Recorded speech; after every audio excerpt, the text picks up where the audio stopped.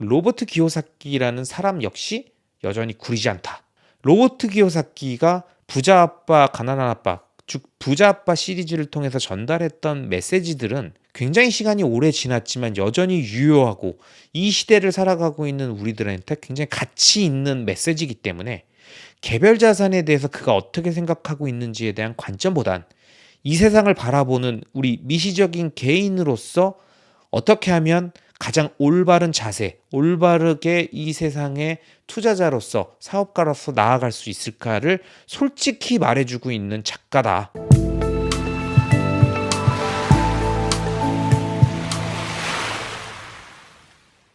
여러분 안녕하세요. 리스펙입니다. 이번 영상은 어느 순간 매력적이었던 무언가가 구려 보인다면 이란 주제로 로버트 기요사키의 책과 언론 인터뷰 내용들을 좀 종합해서 같이 말씀드리겠습니다. 여러분, 우린 가끔 한때 엄청 좋아했던 무언가가 어느 순간 되게 이상해 보이는 경험을 하기도 합니다. 분명 그때는 정말 멋지고 예뻤고 너무너무 갖고 싶었던 대상인데 어느 날 봤더니 갑자기 좀 구려 보이는 거예요. 이 구린다라는 말이 가장 이 상황을 잘 표현할 것 같은 단어이기 때문에 제가 구리다라는 말을 쓰고 있는데요. 아무튼 참 희한한 일입니다. 우린 이런 현상이 나타나면 스스로 마음이 변했나 보다 이렇게 생각하고 느끼죠.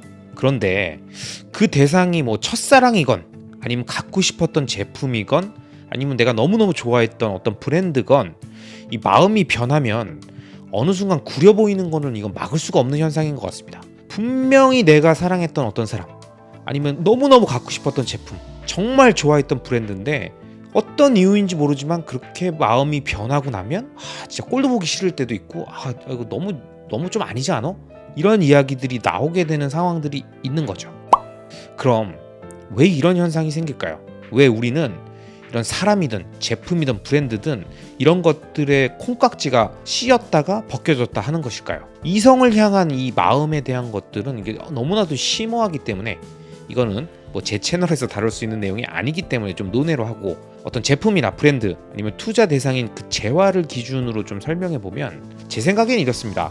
어느 순간 사회 문화의 현상과 기술 트렌드가 이렇게 변하면 그것에 맞춰서 우리의 관점도 바뀌게 되는 것 같아요. 그러니까 분명히 어느 순간 어떤 사회 문화 현상, 특정 그 시대에 급속히 발전했던 기술에 의해서 그것이 핫하고 쿨해 보이고 너무나도 멋있는 것으로 보여졌던 그런 상황들이 지나고 나면 그때 내가 왜 그랬지?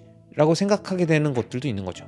정말 변하지 않을 것 같았던 그 느낌, 정말 이거는 다시는 이런 건 없다, 다시 이런 브랜드는 없다라고 생각했던 것도 이거 진짜 너무 멋있는 디자인이다 이렇게 했던 것도 시간이 지나서 야 이거 어때? 하고 다시 보여주면 내가 이런 걸 좋아했었나? 라는 이야기가 나오게 되는 상황들이 되게 많이 생각보다 발생하게 됩니다. 가장 가까이에는 우리가 2008년 정도에 등장했던 아이폰, 이 아이폰이 등장하기 전에 전 세계 휴대폰 시장의 최강자는 아시는 분도 계시고 아닌 분도 계시겠지만 삼성, LG가 아니었죠. 핀란드 기업이었던 노키아였습니다. 노키아는 그 당시에 사실은 넘사벽이었어요. 그 어떤 기업도 모토로라 이런 기업들도 노키아는 넘사벽으로 생각하고 있었습니다. 근데 하지만 아이폰의 출시와 함께 점차 세상이 셀폰에서 스마트폰으로 바뀌게 되면서 휴대폰을 바라보는 사람들의 관점도 확 달라지기 시작했죠. 사실 생각해보면 그 당시에도 이거였어요. 도대체 쿨한 게 뭐냐? 어떤 게 휴대폰에서 쿨한 거냐라고 하는 것에 대한 기준이 바뀌었다는 겁니다. 그런데 그 기준이 어떻게 바뀌었는지하고 상관없이 이러한 큰 트렌드의 변화에서도 많은 사람들, 생각보다 꽤 많은 사람들은 스마트폰, 아이폰이 계속 나오고 있었던 초창기에도 노키아 바 타입의 그 폰에 심취되어 있었고 그 바 타입의 노키아 폰에 있는 키패드 디자인, 이 키패드 디자인에 심취해 있었다는 겁니다. 그리고 키패드가 없는 휴대폰을 상상하지 못했어요. 지금 보시는 거는 노키아의 굉장히 히트 상품이었던 7260이라는 모델인데요. 이 모델의 요란해 보이는 이 키패드 디자인에 굉장히 많은 대중들과 디자이너나 아니면 키패드 엔지니어들이 이건 진짜 멋있다라고 이야기를 하고 있었다는 겁니다. 그리고 이러한 현상들은 지금도 잘 나타나고 있죠. 아직도 많은 사람들은 차량 실내를 가득 채운 많은 물리적 조작 버튼들이 있어야 된다, 그리고 이런 게 멋있다, 이런 게 레거시다 이렇게 얘기를 하고 있죠. 뭐 넓은 디스플레이들이 들어왔다 생각하더라도 아직도 벤츠 A클래스 2022년 올해 모델의 인테리어도 이렇습니다. 뭐 이런 현란하고 아주 요란해 보이는 계기판들, 거의 무슨 비행기 조종이라도 할 것 같은 느낌의 이런 실내 인테리어들이 있어야 디자인 깔끔하고 이제 좀 고급스럽구만, 이런 사람들이 많단 말입니다.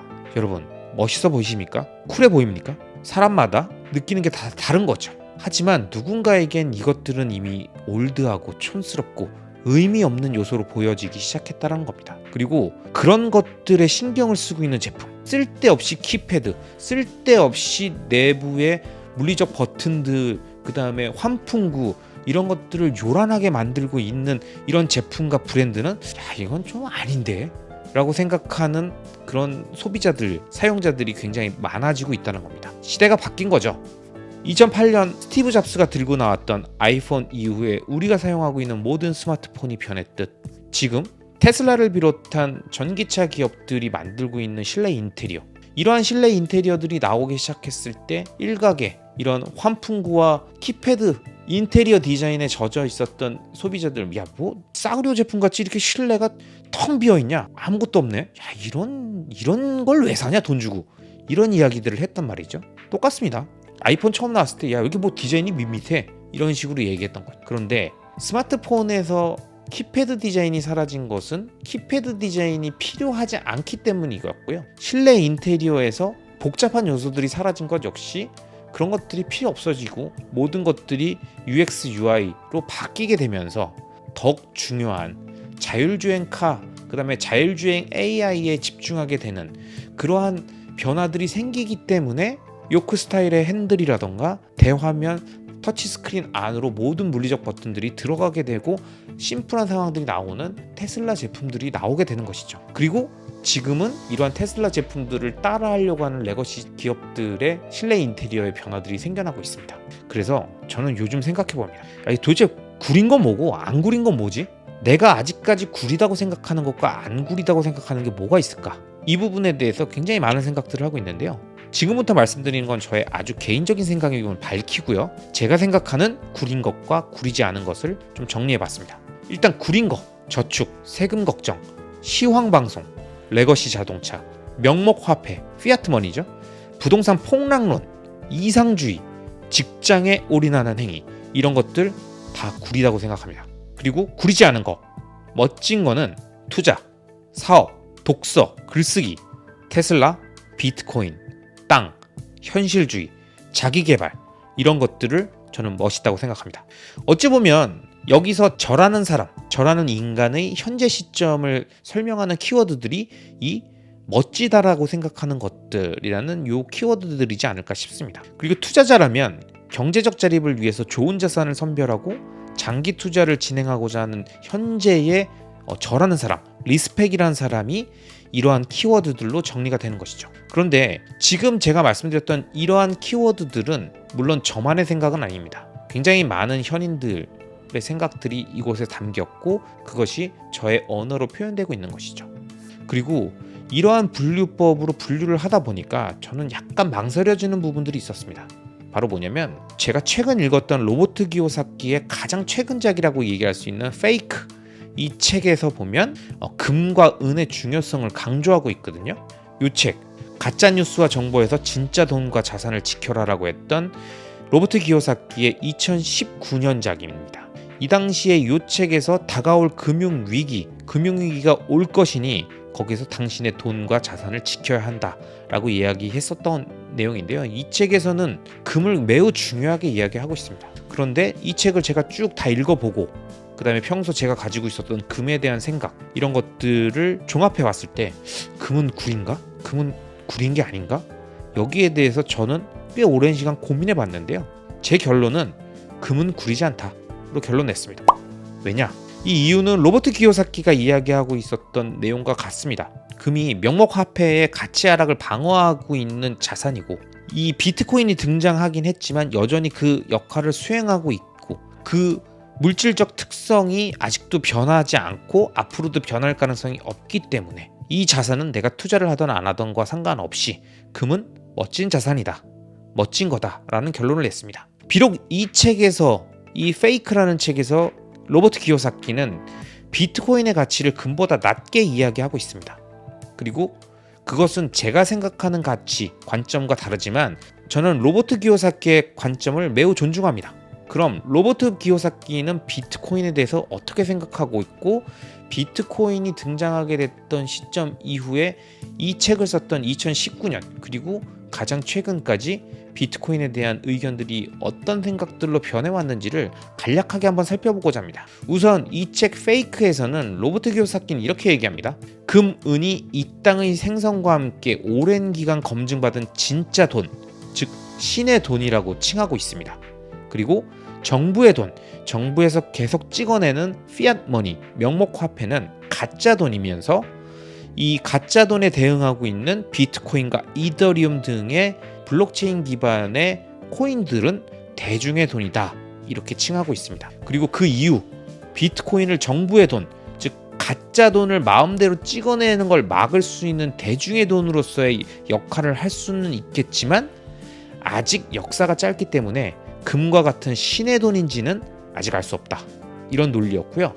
결국 신의 돈이 되는 블록체인이 나오고 블록체인이 세상을 바꾸겠으나 그게 비트코인이라는 보장은 없다. 하지만 블록체인이 세상을 바꿀 것은 자명하다. 이렇게까지는 이 책 페이크에서 이야기를 하고 있습니다. 이 책이 나왔던 시점이 2019년이었고요. 최근에 그의 관점과 인터뷰를 보면 비트코인에 대해서 굉장히 우호적으로 바뀌었다는 것을 알 수 있습니다.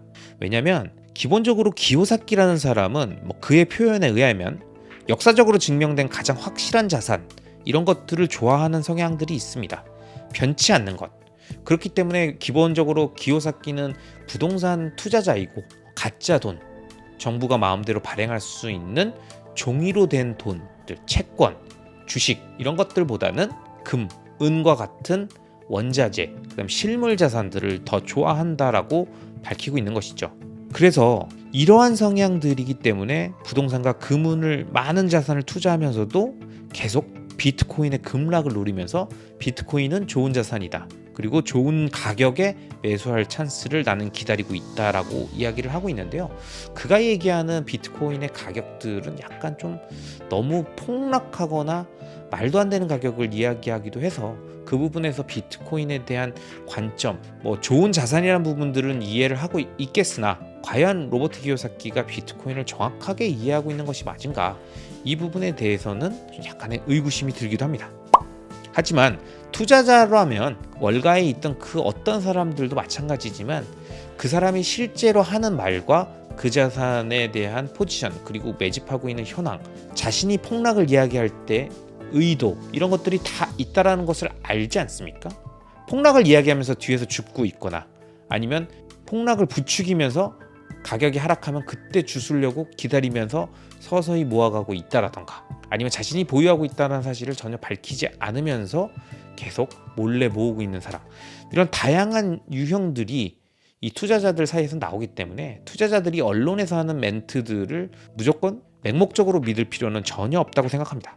그리고 비트코인에 대한 그의 관점은 계속 바뀌겠지만 제가 생각하는 로버트 기요사키라는 사람은 앞에서 얘기했던 투자, 사업, 부동산, 땅, 비트코인, 자기개발, 그리고 앞에서 얘기했던 테슬라, 이런 요인들과 비교해 봤을 때 로버트 기요사키라는 사람 역시 여전히 구리지 않다. 로버트 기요사키가 부자 아빠, 가난한 아빠, 즉 부자 아빠 시리즈를 통해서 전달했던 메시지들은 굉장히 시간이 오래 지났지만 여전히 유효하고 이 시대를 살아가고 있는 우리들한테 굉장히 가치 있는 메시지이기 때문에 개별 자산에 대해서 그가 어떻게 생각하고 있는지에 대한 관점보단 이 세상을 바라보는 우리 미시적인 개인으로서 어떻게 하면 가장 올바른 자세, 올바르게 이 세상의 투자자로서, 사업가로서 나아갈 수 있을까를 솔직히 말해주고 있는 작가다, 이런 생각을 하게 되었고요. 내 인생에서 가장 큰 영향을 준 사람이 누구냐라고 물어본다면 저는 여전히 아직까지도 로버트 기요사키라는 이야기를 할 것입니다. 그리고 최근 몇 년간 있었던 로버트 기요사키에 대해서 비트코인에 대한 의견을 묻는 기자들의 질문에 기요사키는 이런 식으로 가끔 대답을 했었습니다. 난 늙은이에요. 비트코인에 대해서 잘 알지 못합니다. 라고 하면서 이야기를 했었죠. 참 모르는 것을 안다라고 말하고 아는 척하는 지식인, 그런 어용 지식인들이 넘쳐나고 있는 이 세상에 이런 자세를 취하는 지식인들은 참 많지 않은 것 같습니다. 기요사키가 비트코인에 대해서 사실 얼마나 이해할 수 있겠습니까? 그의 나이도 벌써 70대 후반으로 알고 있습니다. 7순이 지난 분이 아직 많은 젊은이들도 이해하지 못하고 테크 전문가들도 엉뚱한 이야기를 하고 있는, 알트로 빠지고 있는 그런 상황에서 비트코인에 대해서 이 정도로 이해하고 있다라는 것만으로도 저는 기요사키를 리스펙합니다. 그리고 모른다라는 부분들을 깔고 이야기하는 것, 물론 가격에 대한 예측은 앞서 설명드렸지만 그가 원하는 가격대를 이야기하는 것 자체가 문제는 아니라고 생각합니다. 그리고 이미 많이 보유하고 있을지 어떨지 그건 우리가 알 수 없는 거기 때문에요. 하지만 이렇게 이야기하는 그것만으로도 저는 로버트 기요사키는 여전히 구리지 않다. 그리고 우리 시대에 부자 아빠 가난한 아빠 시리즈를 만들어 많은 사람들을 진짜 이 세상에 눈뜨게 해줬던, 그리고 어떻게 하면 부자가 될 수 있는지에 대한 방법을 알려주기 시작했던 우리들의 부자 아빠 로버트 기요사키는 제 마음속에는 아직도 엄청나게 큰 은인으로 남아 있습니다. 언제나 이 모습 그대로 우리들 곁에서 많은 이야기들을 해줄 수 있기를 바라며 이번 영상 마치도록 하겠습니다. 영상이 마음에 드셨다면 구독과 좋아요, 알람 설정 부탁드리겠습니다. 감사합니다.